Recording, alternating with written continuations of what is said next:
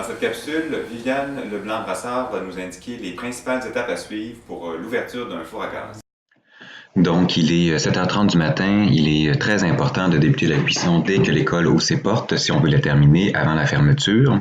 Le four a donc été enfourné la veille, les pièces sont bien sèches et on peut maintenant procéder au démarrage. On allume ça ici. On attend. Ensuite, on passe sur Reset. On entend le petit bruit qui démarre. C'est important, sinon le four ne partira pas.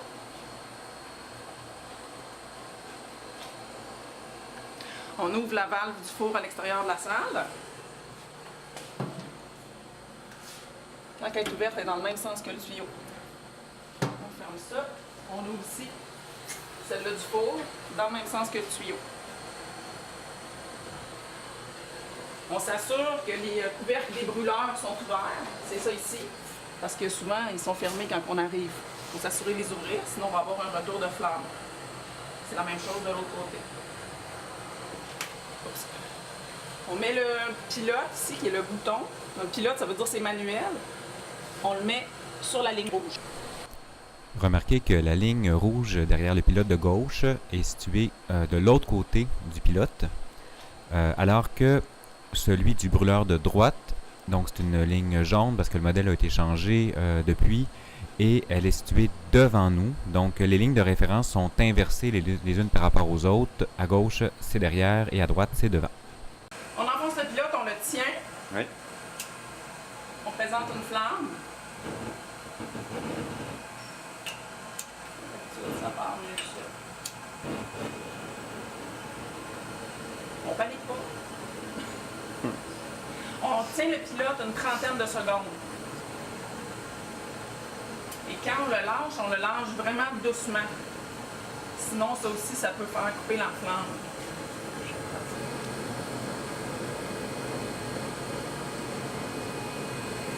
On fait la même chose de l'autre côté.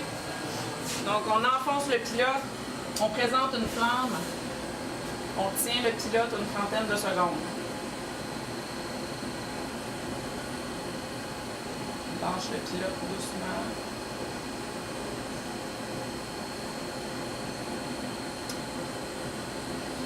Le four, la cuisson est commencée.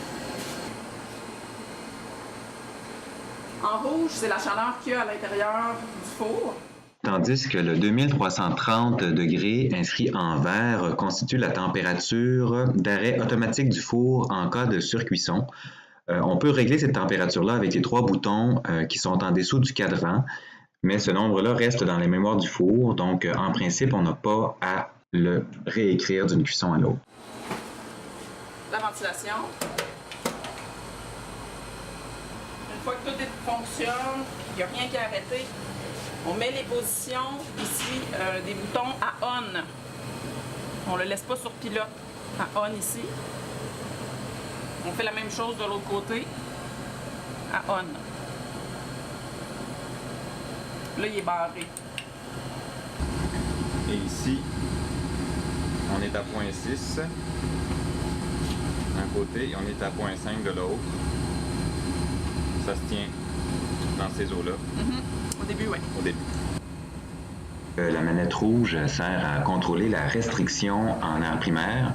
Donc, plus on la tourne dans le sens du tuyau, comme c'est le cas présentement, plus il y a d'oxygène qui va être mélangé avec le gaz et plus la flamme va être bleue et chaude. Et dans le cas contraire, donc lorsqu'on tourne la manette de façon perpendiculaire au tuyau, on empêche l'oxygène de se mélanger et la flamme sera à ce moment-là réductrice.